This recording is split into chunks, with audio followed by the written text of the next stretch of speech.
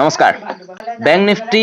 যেহেতু অকমান প্ৰবলেম হৈ গৈছে মান্থলি এক্সপায়াৰি হৈ গ'ল যেহেতু আপোনালোকে সকলোৱে গম পায় গতিকে সেইকাৰণে অকমান কি হৈছে দেখিছে মাৰ্কেটত সাইড বেজ ৰেঞ্জ দেখা পোৱা গৈছে মানে ইয়াত সেলাৰ বিশেষকৈ বেছিকৈ এক্টিভ হৈ গৈছে সেলাৰ এক্টিভ বুলি নহয় সাইড বেজ মাৰ্কেটত কোনো সেলাৰ হওক বায়াৰ হওক কোনেও ইয়াত প্ৰফিট কৰিব নোৱাৰে এটা কি হৈছে মাৰ্কেট অলপ সাইড বেজ ৰেঞ্জৰ এটা ৰেঞ্জ বনাবলৈ গৈ আছে গতিকে অকমান আমি চাই চিতি ট্ৰেডসমূহ কৰিব লাগিব এতিয়া আমি হলো এনালাইসিস কৰিব বিচাৰিছো কেনেদৰে আমি কালিলে ট্ৰেডটো কৰিবলৈ পাৰিম এটা চাওক মোৰ ভিউ মতে 50480 আশে-পাশে মাৰ্কেট এটা ৰেজিস্ট্যান্স আছে তাৰ পিছত সাপোৰ্ট এটা হৈ গল 49990 এইটো এটা আছে সাপোৰ্ট লেভেল গতিকে এই ৰেঞ্জটো এটা সাইডৱেজ ৰেঞ্জ বুলি মই এক্সপেক্ট কৰিছো গতিকে এই ৰেঞ্জৰ ভিতৰত যেতিয়ালৈকে মাৰ্কেট থাকিব তেতিয়ালৈকে আমাৰ কি হ'ব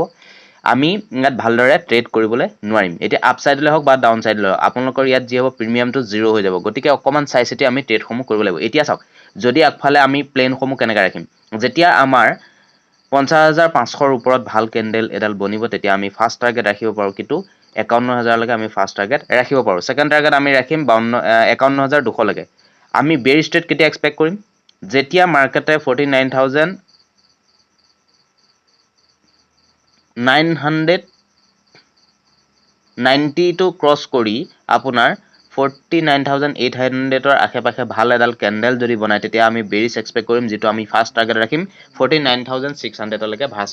আমি ফাৰ্স্ট টাৰ্গেট ৰাখিম বেৰিছলে গতিকে বেৰিছলে ইমান এতিয়া মই ভিউ ৰাখা নাই এদিন বা দুদিন আৰু সাইড বেজ হলে আমাৰ বাবে ভাল হ'ব ট্ৰেড কৰিবলৈ ঠিক আছে বেংক নিফটি গল এতিয়া মই পুনে লৈ গৈছো নিফটি 50 টো চাওক ৰেঞ্জলে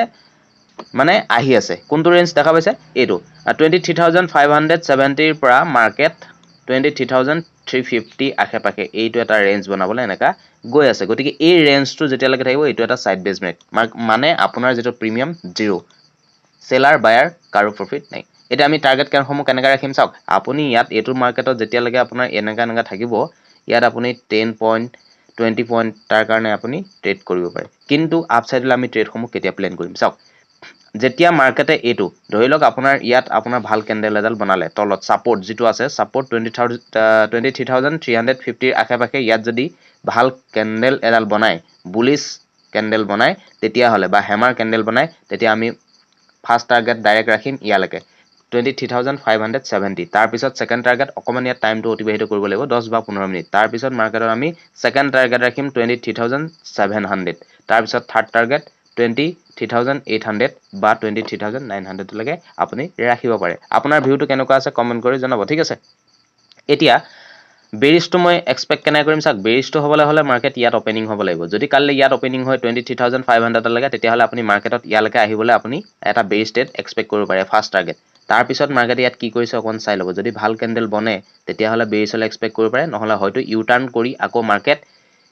ৰিভাৰ্সাল দি দিব পাৰে হেতু তৎক্ষণাত দিব কিন্তু গতিকে অকমান চাই চিতি ট্ৰেডসমূহ কৰিব লাগিব তাৰ পিছত এতিয়া মই পুনে লৈ যাম আপোনাক ফিন নিফটিত কি হৈছে মাৰ্কেটত একদম এইদিন কি হৈছে একদম মানে বেয়া অৱস্থা বেয়া হৈ গৈছে গতিকে চাওক ইয়াত আপোনালোকে অকমান চাব লাগিব যেহেতু ইয়াত কি প্যাটাৰ্ন বনাবলৈ চেষ্টা কৰিছে চাওক ইয়াত এটো ডব্লিউ প্যাটাৰ্ন বনাবলৈ চেষ্টা কৰিছিল কিন্তু মাৰ্কেট ইয়াত কি হ'ল সাইড বেজ দি দিলে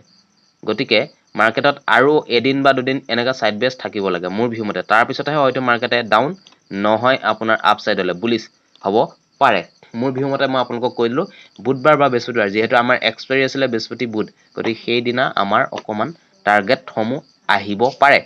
আপোনাৰ ভিউ কেনেকুৱা কমেন্ট কৰি জনাব এটা চাওক সাইড বেজ ৰেঞ্জটো যেহেতু মই ইয়াত দি থৈ আছে দেখা পাইছে 23350 ফিন নিফটি ক্ষেত্ৰত আৰু 23000 নে ধৰিব পাৰে ডাইৰেক্ট 23050 এইটো এটা আপোনাৰ সাপোৰ্ট লেভেল আৰু এইটো এটা হৈছে ৰেজিস্ট্যান্স লেভেল গতিকে এই ৰেঞ্জটো পাৰ হলে আমি ভাল এক্সপেক্ট কৰিম গতিকে ইয়াতো আপোনাৰ সেই ধৰণে চাওক বুলিছলে হ'বলে হ'ব 23400 ৰ পৰা মাৰ্কেট হ'ব 23500 লৈকে তাৰ পিছতে মাৰ্কেট হ'ব 23700 লৈকে আপুনি টাৰ্গেট ৰাখিব পাৰে মাৰ্কেটটো হয়তো এনেকা যেটো মই বনাইছো না সুইং এইটো সিস্টেমত মাৰ্কেট যাব পাৰে হা